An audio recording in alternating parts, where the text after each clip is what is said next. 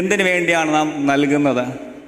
മലാഖിയുടെ പുസ്തകത്തിൻ്റെ 3-ാം അധ്യായത്തിൻ്റെ 8 മുതലുള്ള ഭാഗം നമ്മൾ വായിക്കുന്ന സാഹചര്യത്തിൽ അവിടെ പറയും, നിങ്ങൾ എന്നെ തോൽപ്പിക്കുന്നു എന്ന് ദൈവം പറയുന്ന വാക്കുണ്ട്. ഞങ്ങൾ എന്തിനാൽ നിന്നെ തോൽപ്പിക്കുന്നു എന്ന് ചോദിക്കുമ്പോൾ ദശാംശത്തിലും വഴിപാടിലും തന്നെ എന്ന് ദൈവം പറയുന്നു.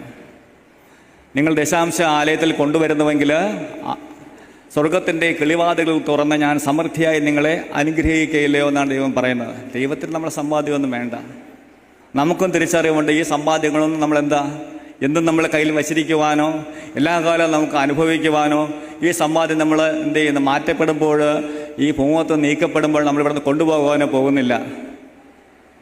അപ്പോൾ എവിടെയാണ് നമ്മൾ ബാങ്കിൽ ഡെപ്പോസിറ്റ് ചെയ്യുന്നത് പോലെ, നമ്മൾ നമ്മുടെ ഭാവിക്ക് വേണ്ടി നമ്മൾ നിക്ഷേപിക്കുന്നത് പോലെ നമ്മൾ നമ്മുടെ നാളേക്കായിട്ട് നമ്മൾ വെച്ച വിശ്വാസത്തിൻ്റെ പ്രത്യാശയുടെ മേലെ നമ്മൾ നിക്ഷേപിക്കുക.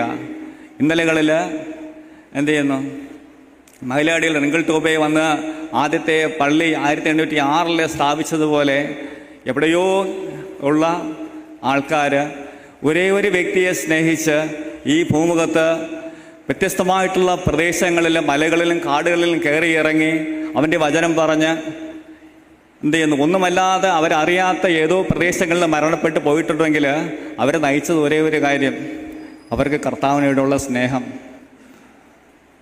കർത്താവ് സ്വർഗത്തിലോട്ട് എടുക്കപ്പെട്ടപ്പോൾ മാളിക മുറിയിൽ ഇരുന്ന് പേടിച്ച് വിറച്ചിരുന്ന ആ ദൈവമക്കൾ, ക്രിസ്തു ശിഷ്യന്മാർ ലോകത്തിൻ്റെ വ്യത്യസ്തമായിട്ടുള്ള പ്രദേശങ്ങൾ കടന്നുപോയിട്ട് ക്രൂശമരണവും വ്യത്യസ്തമായിട്ടുള്ള ശിക്ഷാവിധികളിലൂടെയൊക്കെ അവർ മരണപ്പെട്ടുവെങ്കിൽ, അത് ചിരിച്ചുകൊണ്ട് ഫേസ് ചെയ്തുവെങ്കിൽ അത് ഒരേ ഒരു ആളോട്ടുള്ള സ്നേഹം കൊണ്ടാണ്, അവിടെ നിന്ന് കിട്ടിയ ബലം കൊണ്ടാണ്, അവൻ്റെ പരിശുദ്ധാത്മാവിൻ്റെ നടത്തിപ്പ് കൊണ്ടാണെന്നുള്ളൊരു തിരിച്ചറിവ് നമുക്ക് ഓരോരുത്തർക്കും വേണം.